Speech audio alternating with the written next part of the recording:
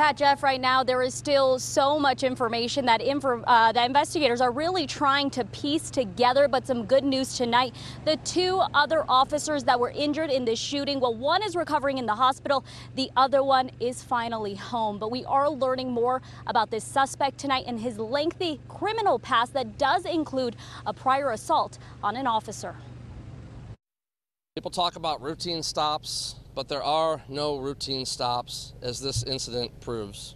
And in this case, this stop ended in a violent shootout. Tonight, we're learning 49-year-old Aaron Luther is the man seen picking up a rifle and shooting at 3 CHP officers in Riverside yesterday before officers fire back, killing Luther. It may have lasted at least a couple minutes, but, in the law enforcement world, any type of exchange of gunfire is going to seem like it lasts a lifetime. Right now, police are still looking for a motive as to why Luther attacked officers.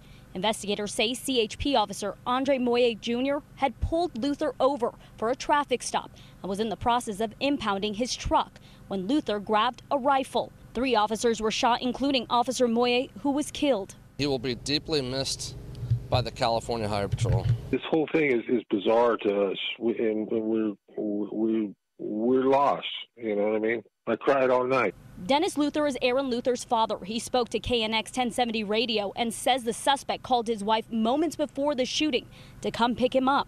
His wife called and said that she went to go pick him up, and she was hysterical. She talked about the gunfight and all. Dennis Luther says his son was a father trying to get his life back on track. But tonight we're learning he had a lengthy criminal history.